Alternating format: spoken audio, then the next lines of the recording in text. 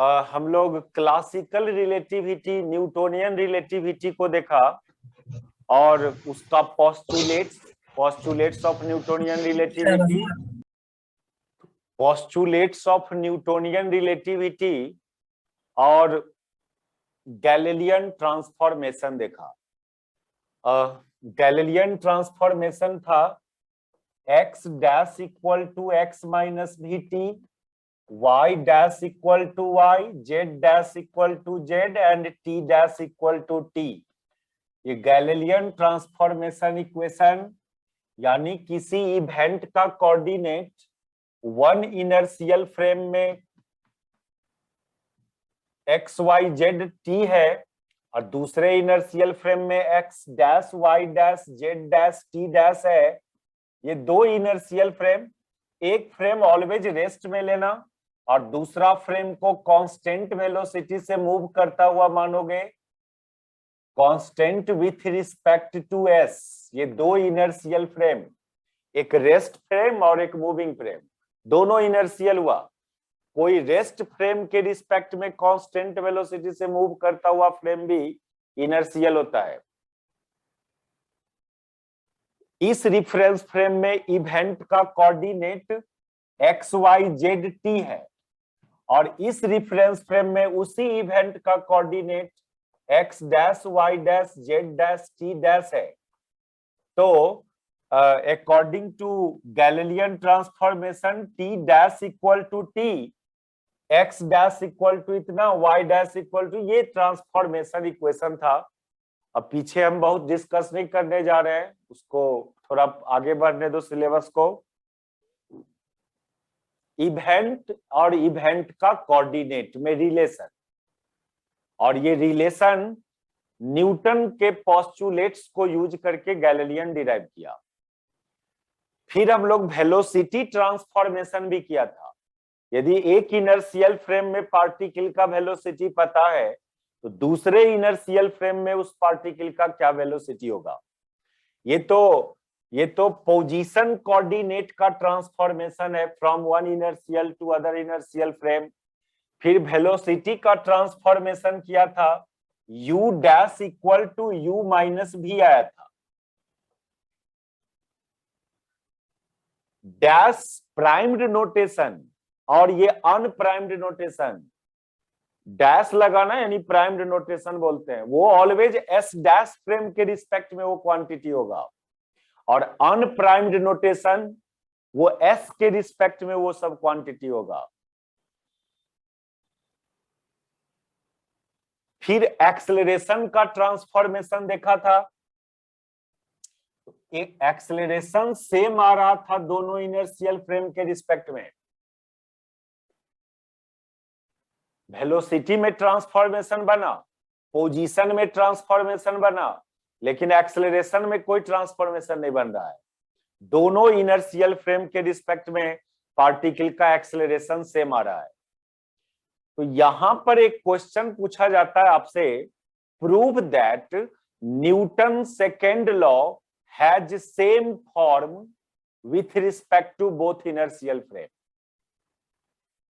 ये तो first postulates था न्यूटन का कि all laws of physics has same form with respect to both inertial frame.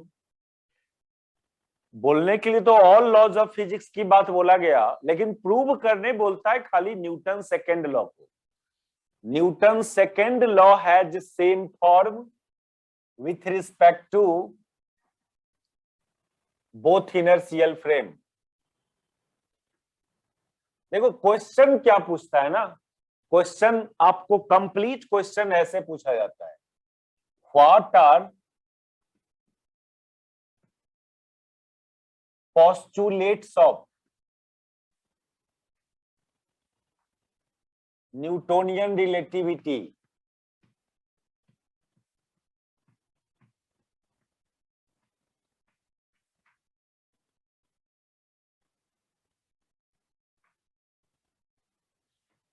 derive Galilean transformation equation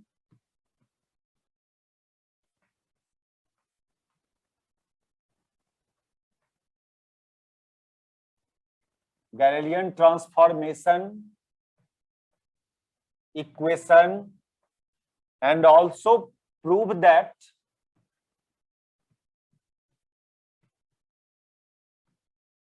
Newton's second law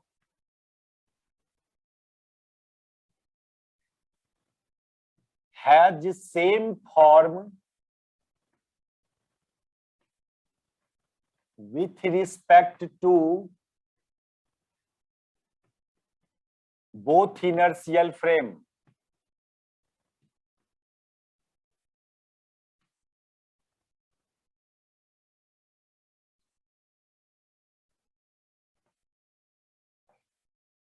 तो हम लोग न्यूटन का पोस्टुलेट्स देखा, फिर गैलीलियन ट्रांसफॉर्मेशन देखा। अब हम लोग प्रूव करने जा रहे हैं Newton second law has same form with respect to both inertial frame. ये न्यूटन सेकेंड लॉ यानी F बराबर m इंटू ए, फोर्स बराबर मास इंटू एक्सेलरेशन। तो मान लो S फ्रेम के रिस्पेक्ट में एक्सेलरेशन a था, तो S फ्रेम के रिस्पेक्ट में Newton second law m a हो जाएगा, F बराबर m a हो जाएगा। लेकिन S डैश फ्रेम के रिस्पेक्ट में एक्सेलरेशन a डैश मान लो, मास सेम लोगे दोनों फ्रेम में। न्यूटन के पोस्टुलेट्स में कहीं पर मास के बारे में नहीं बोला गया है कि क्या मास भी अलग अलग फ्रेम में अलग अलग होगा कि सेम होगा। तो मास सेम लेना है। न्यूटोनियन रिलेटिविटी में मास बॉडी का रेस्ट में है तब भी उतना ही, मोशन में है बॉडी तब भी मास उतना ही लेंगे। बॉडी मोशन में हो या रेस्ट में हो, मोशन में भी कितनों वेलोसिटी से वो मूव कर रहा हो, लाइट के वेलोसिटी के आसपास से क्यों नहीं मूव कर रहा हो, मास बॉडी का उतना ही लेना। ऐसे पोस्टुलेट्स में कहीं मास के बारे में नहीं मेंशन है, टाइम एंड स्पेस के बारे में बोला, इट इज एब्सोल्यूट। मास भी ऐड कर देना चाहिए था उसको। Mass time space are absolute, that is all inertial frame में इसका वैल्यू सेम रहेगा। तो मास सेम लोगे, लेकिन एक्सेलरेशन पर मान लो शक है कि वो डिफरेंट हो सकता है दोनों इनर्शियल फ्रेम में। ये हुआ, इसको बोलोगे आप Newton second law with respect to S. इसको ए डैश है, यहां डैश लगा हुआ है, यहां एफ में भी एफ डैश लगा दो। ये second law with respect to S dash. तो अभी अभी क्या प्रूव किया हम लोग? अभी प्रूव किया था A dash equal to A, इसलिए F dash equal to F.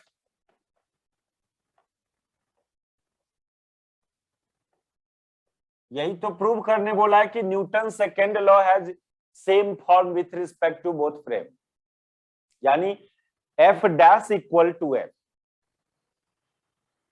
इसके लिए आपको गैलीलियन ट्रांसफॉर्मेशन इक्वेशन पहले डिराइव करोगे और वहां से थोड़ा आगे, ये यहां तक आपने किया यानी गैलीलियन ट्रांसफॉर्मेशन किया। इसके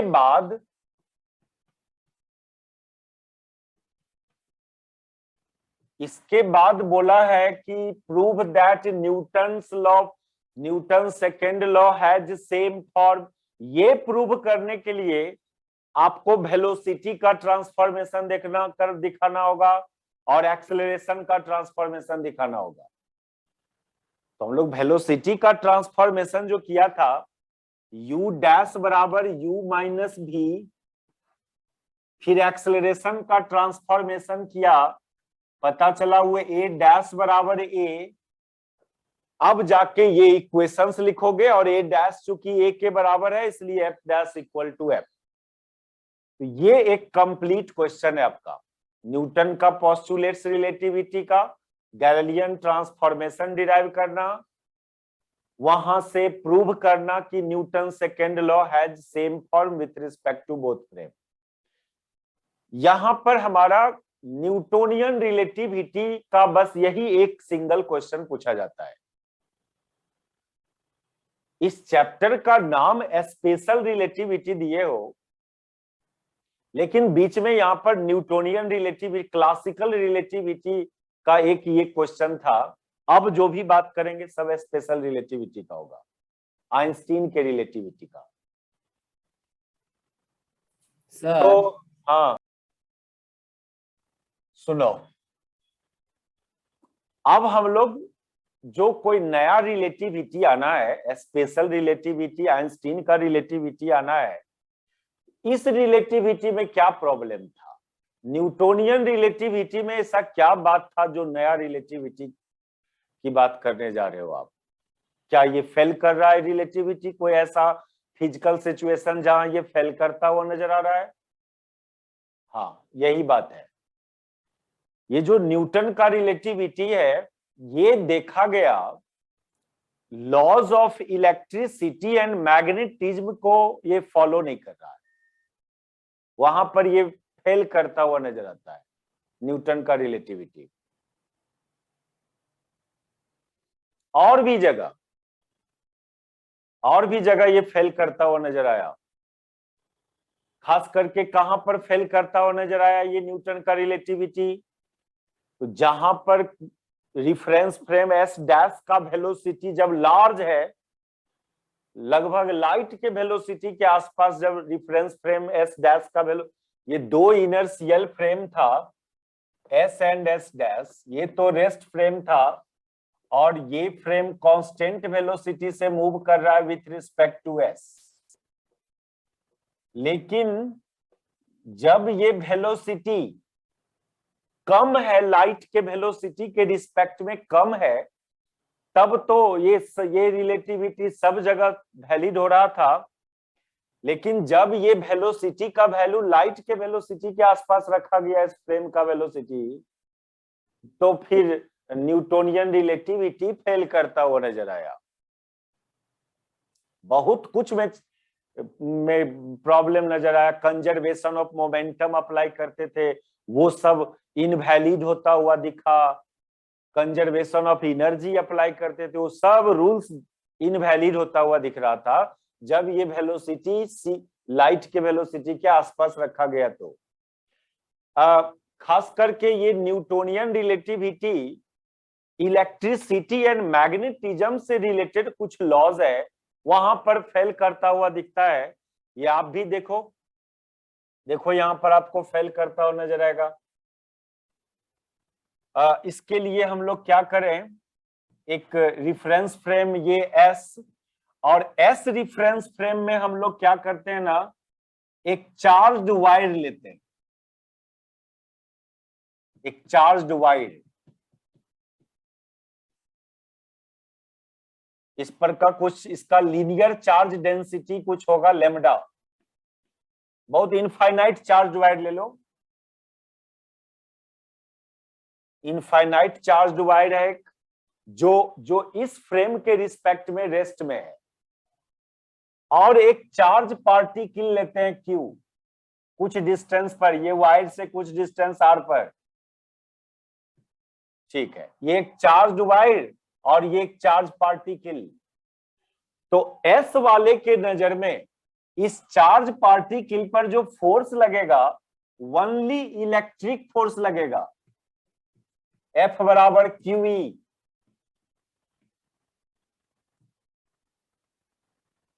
विथ ये रेस्ट में है, ये चार्ज वायर रेस्ट में है एस के रिस्पेक्ट में, ये चार्ज पार्टिकल भी रेस्ट में है एस के रिस्पेक्ट में।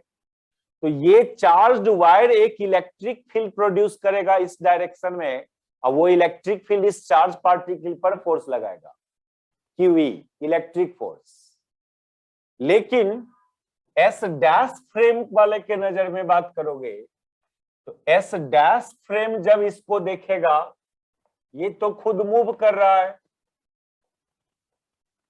कांस्टेंट वेलोसिटी से। ये फ्रेम जब देखेगा इस चार्ज पार्टिकल को, तो इस पर electric force and magnetic force दोनों लगता हुआ नजर आएगा। क्यों? क्योंकि इसके रिस्पेक्ट में, एस डैश के रिस्पेक्ट में ये वायर मूव करता हुआ नजर आएगा, ये खुद मूव कर रहा है और ये देखेगा इस वायर को, ये वायर मोशन में नजर आएगा। जब कोई चार्ज बॉडी मोशन में नजर आ रहा है तो वहां पर एक करंट इमेजिन करेगा लोग, इलेक्ट्रिक करंट, यानी इस वायर को एक करंट कैरिंग वायर मानेगा, ये चार्जो वायर मानेगा, बोलेगा कि चार्ज भी है और इसमें करंट भी है, दोनों मानेगा ये फ्रेम। अच्छा, ये चार्ज पार्टिकल भी मूव करता हुआ नजर आएगा इसके नजर में, एस वाले के नजर में दोनों रेस्ट में है, लेकिन एस डैश वाले के नजर में दोनों मोशन में नजर आएगा। तो एक कंसेप्ट हम लोग मैग्नेटिक फील्ड वाले में पढ़ा था कि जब कोई करंट कैरिंग वायर हो, कोई करंट कैरिंग वायर है, ये करंट कैरिंग वायर अपना मैग्नेटिक फील्ड प्रोड्यूस करेगा, उसके मैग्नेटिक फील्ड में कोई चार्ज पार्टिकल मूव कर रहा है, तो ये मैग्नेटिक फील्ड इस चार्ज पार्टिकल पर एक फोर्स लगाएगा, जो फोर्स का फॉर्मूला होता था क्यू भी क्रॉस बी, मैग्नेटिक फोर्स। यदि कोई चार्ज पार्टिकल मैग्नेटिक फील्ड में मूव कर रहा है तो मैग्नेटिक फील्ड उस चार्ज पार्टिकल पर इतना फोर्स लगाएगा। तो ये जो सिचुएशन दिखा रहे हो कि ये जो चार्ज वायर था, ये चार्ज वायर मूव करता हुआ नजर आएगा एस डैश के रिस्पेक्ट में, यानी इस चार्ज वायर को आप एक करंट कैरिंग वायर मानेंगे। एस डैश वाला ऑब्जर्वर इस चार्ज वायर को करंट कैरिंग वायर समझेगा, और तब तो वो बोलेगा कि ये करंट कैरिंग वायर एक मैग्नेटिक फील्ड प्रोड्यूस कर रहा होगा, उस मैग्नेटिक फील्ड में ये चार्ज पार्टिकल भी मूव करता हुआ नजर आ रहा है, यानी एक मैग्नेटिक फोर्स भी लगेगा। यानी कहने का मतलब ये with respect to S dash वाले के नजर में फोर्स जो होगा ना, वो इलेक्ट्रिक फोर्स भी लगेगा और मैग्नेटिक फोर्स भी लगेगा एस डैश वाले के नजर में, जबकि एस वाले के नजर में ओनली इलेक्ट्रिक फोर्स लगेगा, मैग्नेटिक फोर्स नहीं लगेगा। तो ये तो न्यूटन का फर्स्ट पोस्टुलेट यहां फेल करता हुआ नजर आ रहा है। न्यूटन का फर्स्ट पोस्टुलेट क्या था?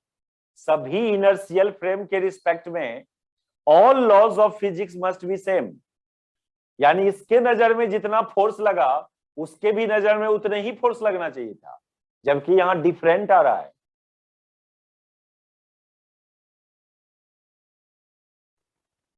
ये समझ में आया क्या क्या डिस्कस किया, यहां पर कौन सिचुएशन लिया? Yes sir. एक चार्ज वायर लिया हम लोग, एस फ्रेम के रिस्पेक्ट में रेस्ट में माना उसको, एक चार्ज पार्टिकल भी लिया, वो भी रेस्ट में। तो एस वाले के नजर में जो ये फोर्स लगेगा उस चार्ज पर ओनली इलेक्ट्रिक फोर्स, लेकिन एस डैश वाले के नजर में ये दोनों मोशन में नजर आएगा उसको। ये जब देखेगा इस चार्ज को, इस वायर को, तो मूव करता हुआ नजर आएगा।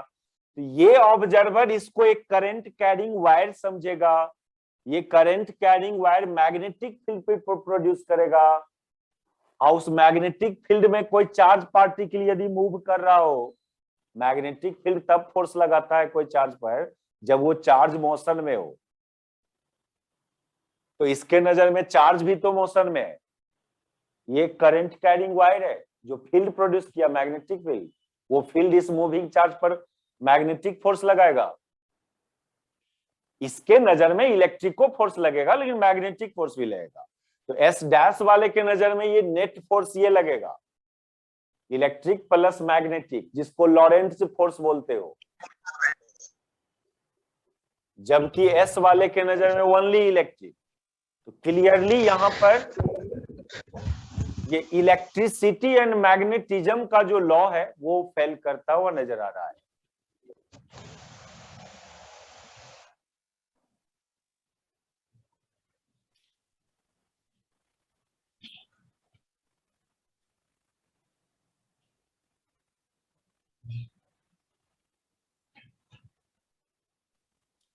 थोड़ा कंक्लूजन यहां पर लिख दे रहे हैं हम लोग। Classical relativity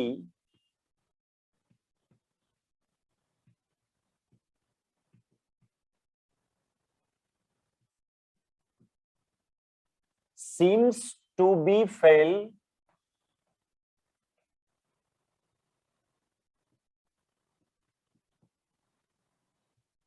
for the law of electricity and magnetism.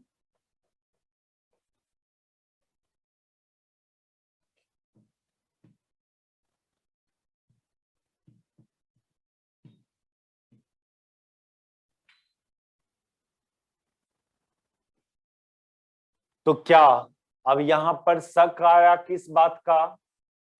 क्या इलेक्ट्रिसिटी एंड मैग्नेटिज्म का लॉ में कोई प्रॉब्लम है इसलिए फेल करता हुआ नजर आया, कि न्यूटन का जो फर्स्ट पोस्टुलेट्स है उसमें कोई प्रॉब्लम है, कि किस बात में प्रॉब्लम है?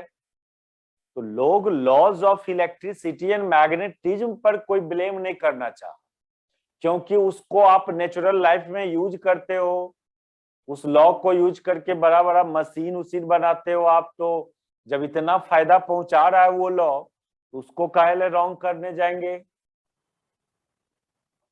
फिर न्यूटन का जो पोस्टुलेट्स है, फर्स्ट पोस्टुलेट्स की all laws of physics has same form with respect to all inertial frame, यहां पर शक किया लोग, ये गलत हो सकता है, फिर ये गलत होगा, तो फिर जितने भी न्यूटन से क्लासिकल मैकेनिक्स का जितने भी लॉज है, देखो फिजिक्स का भी बहुत सारे ब्रांचेज है ना, हम लोग मैकेनिक्स में भी बहुत सारा मैकेनिक्स पढ़ेंगे, classical mechanics, quantum mechanics, statistical mechanics. Classical mechanics में भी 2-3 साइंटिस्ट का मैकेनिक्स है, न्यूटन का, फिर है वो लैग्रेंज एंड हैमिल्टन मैकेनिक्स जो सेमेस्टर 6-5 में पढ़ोगे। तो क्लासिकल मैकेनिक्स मतलब ऐसा मैकेनिक्स जिसमें पार्टिकल का, बॉडी का वेलोसिटी लाइट के रिस्पेक्ट में बहुत कम हो, तब आप मोशन को डिस्क्राइब कर रहे हो तो वो क्लासिकल मैकेनिक्स के अंडर आ गया।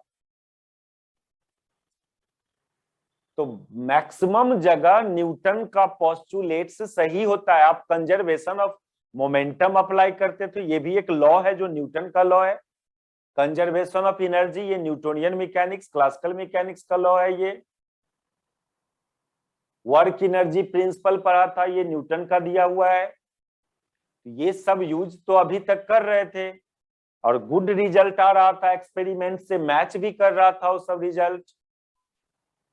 तो फिर किसको गलत माने आप? जब इधर देख रहे हो कि न्यूटन का भी पोस्टुलेट सही नजर आ रहा है, लेकिन ये इलेक्ट्रिसिटी एंड मैग्नेटिज्म में वैलिड नहीं हो रहा है, तो laws of electricity and magnetism को भी कोई गलत नहीं करना चाहा।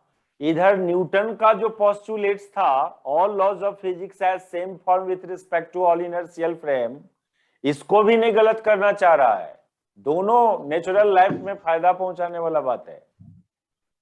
तो एक चीज तो जरूर होना चाहिए, क्या जरूर होना चाहिए कि इस फ्रेम में यदि जो लॉ है, लॉ का जो फॉर्म है वो उस फ्रेम में भी वही होना चाहिए।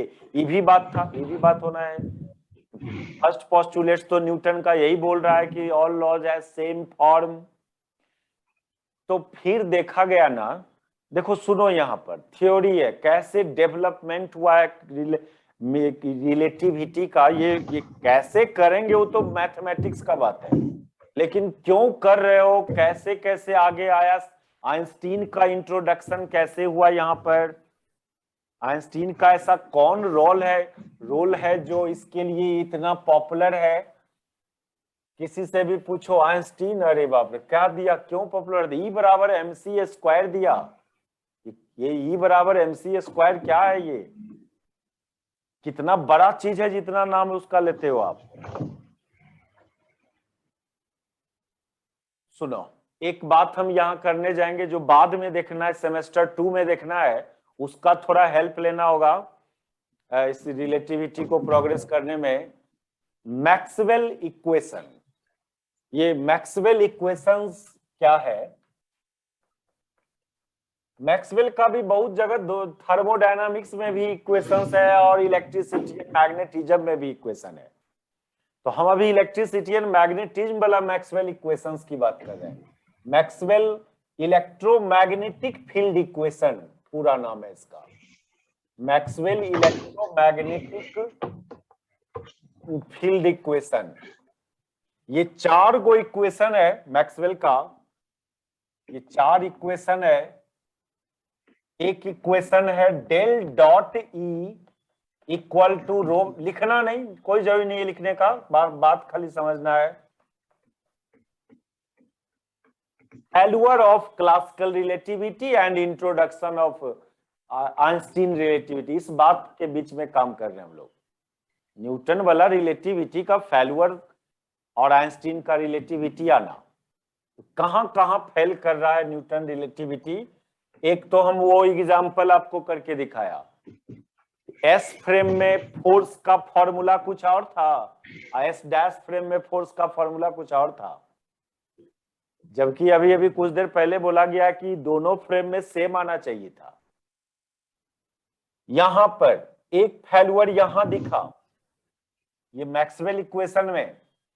दूसरा मैक्सवेल इक्वेशन है डेल डॉट बी बराबर 0, अब कैसे हुआ ये सब सेमेस्टर 2 में देखोगे। तीसरा मैक्सवेल इक्वेशन है डेल क्रॉस ई बराबर minus dB by D.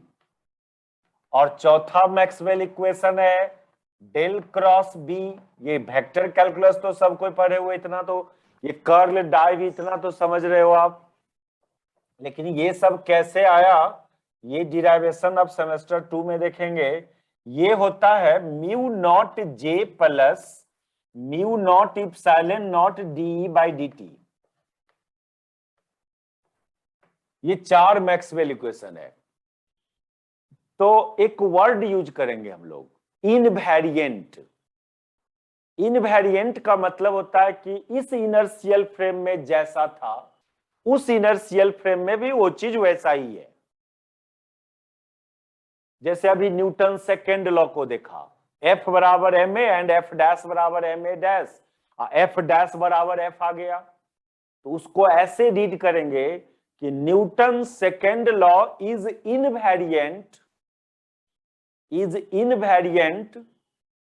Under Galilean transformation. ये एफ डैश बराबर एफ आपने प्रूव किया, इसमें गैलीलियन ट्रांसफॉर्मेशन का हेल्प लिया आप। ये ए डैश बराबर ए कहां से प्रूव किया, ये कहां से प्रूव किया था? गैलीलियन ट्रांसफॉर्मेशन से प्रूव किया था ना इसको। Yes sir. तो इसलिए इसको बोलते हैं हम लोग, दोनों रिफरेंस फ्रेम में ये सेम आ रहा है। ऐसा कब देखा? जब गैलीलियन ट्रांसफॉर्मेशन यूज किया आप। तो इसको रीड करता है बुक वाले लोग इतना स्टैंडर्ड लैंग्वेज में कि Newton second law is invariant under Galilean transformation, ये रीड करते हैं। थोड़ा लिखना है तो यहां लिख लो इसको, न्यूटन सेकेंड लॉ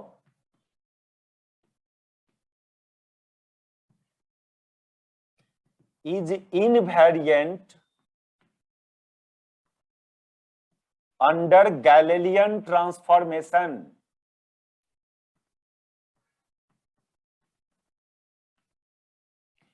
अपनी भाषा में नहीं पढ़ो, कभी कभी मत पढ़ो अपनी भाषा में, बुक की भाषा में पढ़ो।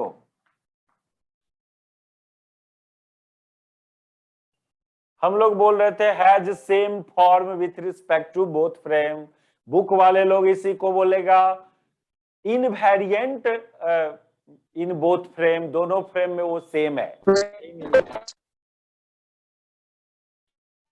कुछ बोल रहे हैं कोई? नहीं। लेकिन ये जो इक्वेशन सब है ना, इस इक्वेशन में देखा गया कि एस फ्रेम में ऐसा फॉर्म में है, एस डैश फ्रेम में ये फॉर्म नहीं रह पाता है अंडर गैलीलियन ट्रांसफॉर्मेशन। जब गैलीलियन ट्रांसफॉर्मेशन अप्लाई करके देखा गया कि क्या ये इक्वेशन भी दोनों इनर्शियल फ्रेम में ऐसा ही रहेगा, तो देखा गया नहीं। अब वो मैथमेटिक्स नहीं आप लोग को देखना है, बस खाली रिजल्ट सुनो। मैक्सवेल का कोई भी इक्वेशन में अप्लाई किया गया गैलीलियन ट्रांसफॉर्मेशन, मान लो इस रिफरेंस फ्रेम में क्या है इलेक्ट्रिक फील्ड का वैल्यू, उस रिफरेंस फ्रेम में क्या है, उसमें गैलीलियन ट्रांसफॉर्मेशन अप्लाई किया गया, तो पता चला कि ये इक्वेशन सेम नहीं आ रहा है। इसका मतलब न्यूटन का पोस्टुलेट्स में कहीं ना कहीं प्रॉब्लम है, क्योंकि गैलीलियन तो न्यूटन के पोस्टुलेट से वो अपना ट्रांसफॉर्मेशन इक्वेशन लाया था, और जब उस ट्रांसफॉर्मेशन इक्वेशन को इसमें अप्लाई करते हैं तो दोनों रिफरेंस फ्रेम में, दोनों इनर्शियल फ्रेम में ये इनवेरिएंट नहीं रह पाता है। थोड़ा लिखिए इसको।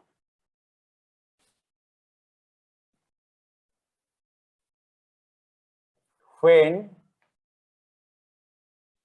Galilean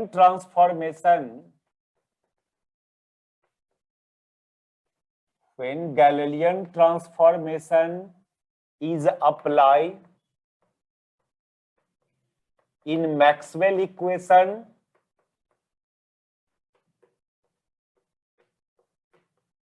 then it does not remain invariant.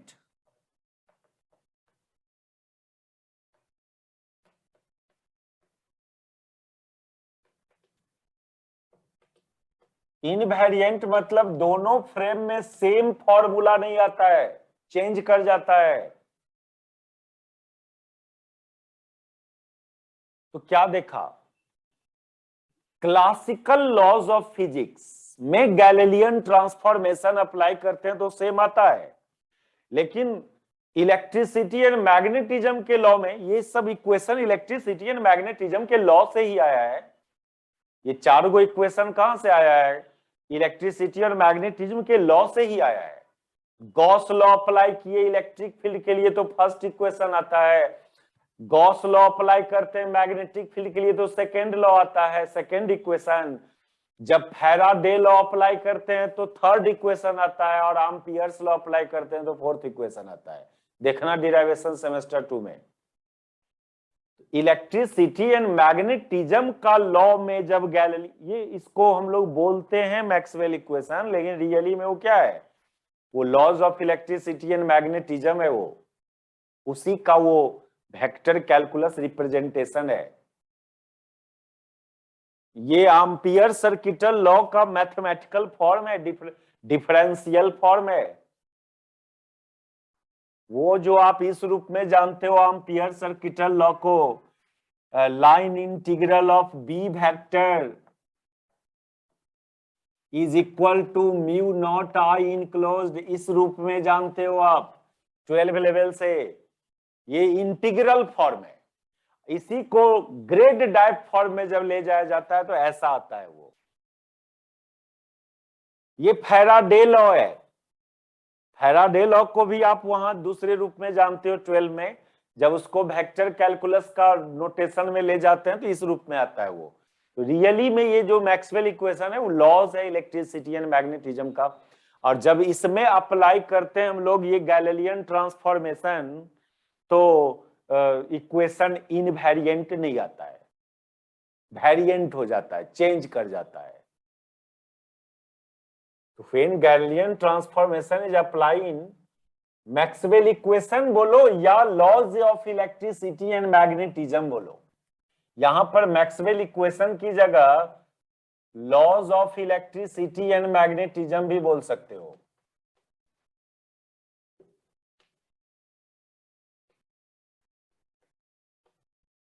Then it does not remain invariant. But when Galilean transformation is applied for classical law, मतलब मैकेनिक्स का लॉ में, तो फिर उसके लिए फिट बैठता है वो, इक्वेशन इनवेरिएंट आता है। जैसे इसको देखो, ये second law, Newton second law classical law है, वो इलेक्ट्रिसिटी एंड मैग्नेटिज्म का लॉ नहीं है वो, उसमें गैलीलियन ट्रांसफॉर्मेशन फिट बैठता है।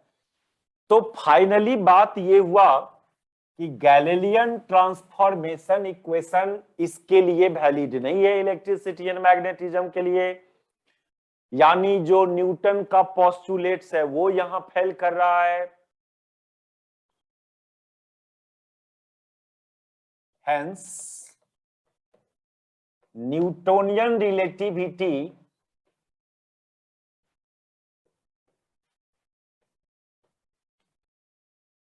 seems to fail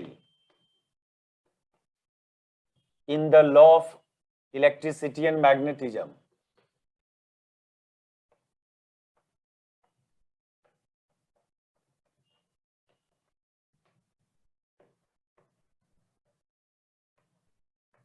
इनवेरिएंट मतलब दोनों फ्रेम में वो फॉर्मूला सेम नहीं आ रहा है।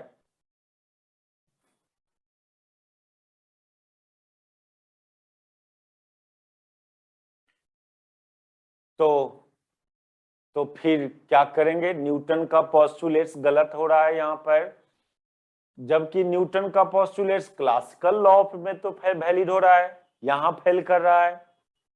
लोग किसी को गलत नहीं माना, न laws of electricity and magnetism गलत है, न न्यूटन का पोस्टुलेट्स गलत है। सबको शक हुआ किस पर? इनर्शियल फ्रेम का डिफिनीशन पर। इस इनर्शियल फ्रेम में ऐसा है तो उस इनर्शियल फ्रेम में क्या होगा? जो इनर्शियल फ्रेम का डिफिनीशन आप मान के चले हो शुरू से, उस पर सबको शक हुआ कि शायद इनर्शियल फ्रेम का जो एजम्पशन हम लोग करते हैं कि जो ग्राउंड से अटैच है वो इनर्शियल, जो ग्राउंड के रिस्पेक्ट में कांस्टेंट वेलोसिटी से चलेगा वो भी इनर्शियल, शायद इसी में प्रॉब्लम है। किसी का लॉ गलत नहीं है, शायद इसमें प्रॉब्लम है। फिर देखा, फिर ये मैक्सवेल का ये जो चारों इक्वेशन लिखा था हम लोग,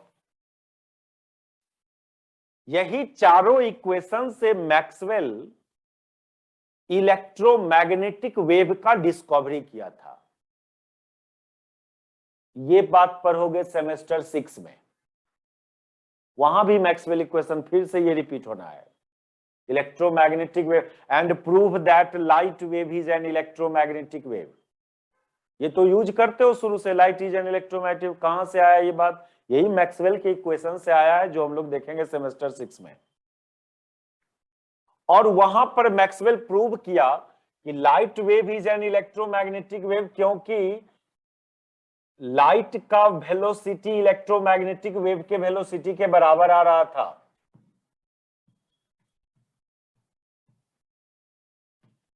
ये इलेक्ट्रोमैग्नेटिक वेव का वेलोसिटी है, और जब इसमें म्यू नॉट इप्सिलॉन नॉट का वैल्यू डाला गया तो वो लाइट के वेलोसिटी के बराबर आ गया। तो उसी समय मैक्सवेल बोला कि oh light is an electromagnetic wave. यही चार मैक्सवेल इक्वेशन को वो कन्वर्ज किया दो इक्वेशन में, वो सब बाद की बात है, लेकिन रिलेटिविटी का जन्म यहीं से होता है।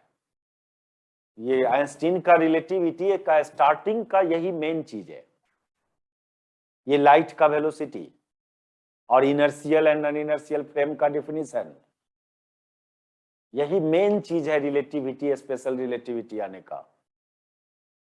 तो उसके लिए मैक्सवेल इक्वेशन सुनना होगा, जो सब पढ़ना है बाद में।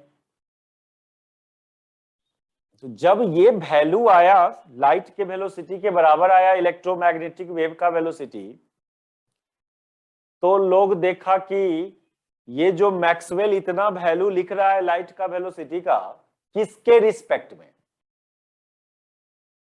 न्यूटन तो बोला था जब भी किसी चीज का वेलोसिटी बोलना तो किसी न किसी के रिस्पेक्ट में बोलना।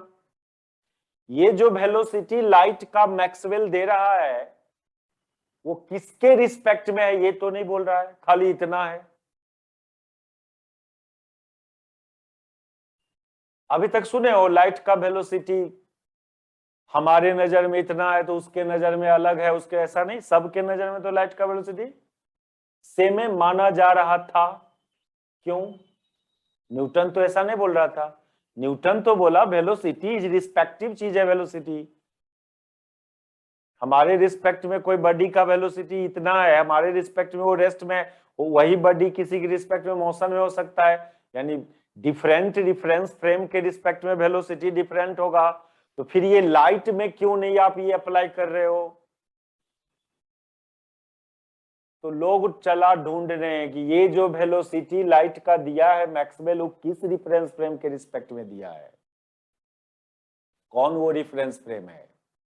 यानी ये जो न्यूटन का जो इनर्शियल फ्रेम और का जो डिफिनीशन था, वो फ्रेम इनर्शियल फ्रेम का डिफिनीशन में मॉडिफिकेशन होना चाहिए, क्योंकि न्यूटन के अकॉर्डिंग तो लाइटों का वेलोसिटी अलग अलग फ्रेम में अलग अलग होना चाहिए, लेकिन मैक्सवेल बोल रहा है कि इतना है, लेकिन किसके रिस्पेक्ट में नहीं पता।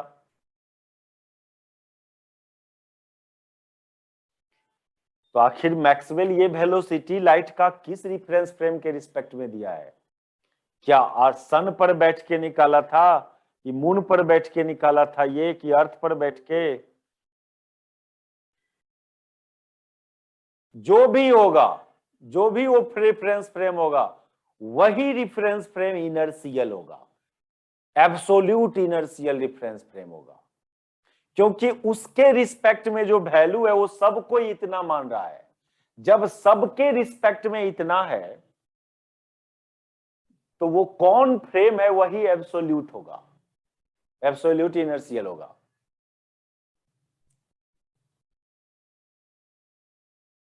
Velocity of light is equal to इतना with respect to a reference frame which is called absolute inertial reference frame। यानी न्यूटन के द्वारा जो इनर्शियल माना गया था ग्राउंड, वो इनर्शियल नहीं है। लाइट का वेलोसिटी जिस रिफरेंस फ्रेम में निकाला गया होगा वो इनर्शियल है। यदि वो ढूंढ ले और तब इलेक्ट्रिसिटी एंड मैग्नेटिज्म पर अप्लाई करें गैलीलियन ट्रांसफॉर्मेशन, तो शायद वो वैलिड इनवेरिएंट नजर आएगा।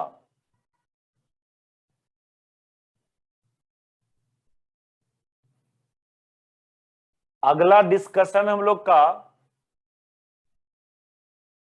ये सब जो बात बोल रहे हैं, एक मेन क्वेश्चन आना है आपका, माइकलसन मोरेली एक्सपेरिमेंट। ये फेमस क्वेश्चन है इस चैप्टर का, long question. Michelson Morley experiment, इसको आप बोल सकते हो an experiment to discovery of absolute inertial reference frame.